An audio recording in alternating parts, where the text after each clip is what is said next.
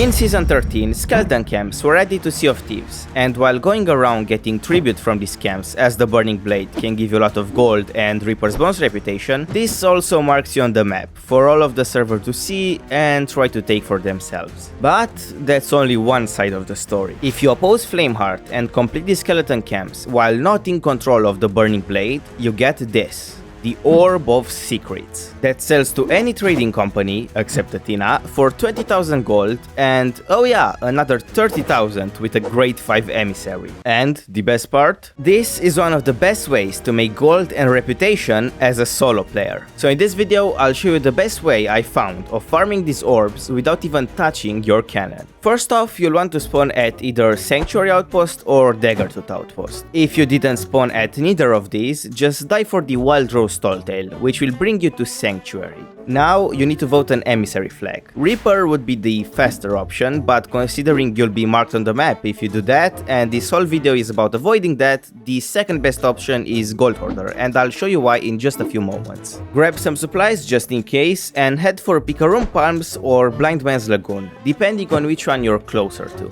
Okay, so before doing anything, you need to first of all check the horizon, see if there are any ships around, and also very important is to check the map to see if there are, like this, look, a grade 5 Reaper. They can see me on the map right now because I have the Emissary flag. You need to check if they're close to you. Maybe it's worth just staying a little bit, seeing what they do. You'll have to judge it.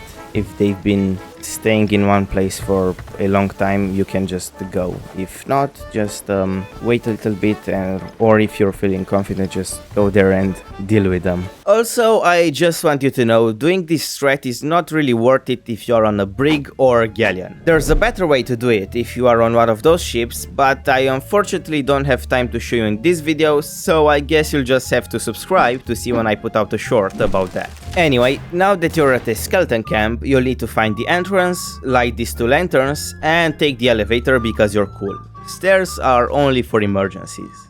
And once you're done here, you just go here, and you'll be in this room. Now the best way to do this solo is just light this up, use this thing, and just put it here in the middle. So we need fox, bat, and spider. So we'll come here and just turn this thing until we see one of the animals that we need. Fox, there it is. So you'll just come here and trace the shape of the animal as you saw it in that picture. I think it was like this, yes. And I will keep this in the middle again. Spider. Spider is one we need, but we can get it because I turned the thing a little bit too much. So if one of the stars is behind an object, you can't trace the shape of it. And now all we need is the bat one.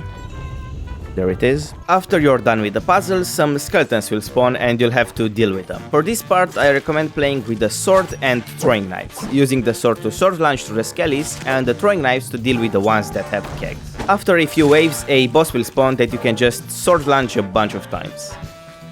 And now this vault will open, and you can put an end to the ritual.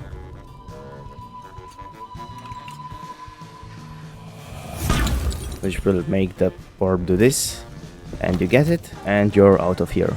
Also, you can hear cannon shots very easily from down here, so don't worry. If someone is attacking you, you'll hear it. Now, if you started at Blind Man's Lagoon, you need to go to Pyjamas Palms and vice versa. After completing that one, you go back to the one you did first, and then again, and you'll get the point. Now, there's just one problem. The orbs don't give you that much emissary grade, and you need to get to grade 5 to get the full 50,000 gold. But don't you worry, I have a solution. After you've done 4 or 5 camps, you'll want to go to do the sea fort right next to Pyjamas Palms to help your grade go up a little bit faster. You can keep doing this fortress whenever it's active and you feel like you need a little boost. And also this will give you some more high tier loot that you can also sell with the orbs. Okay, so the burning blades here on the server, which is not ideal.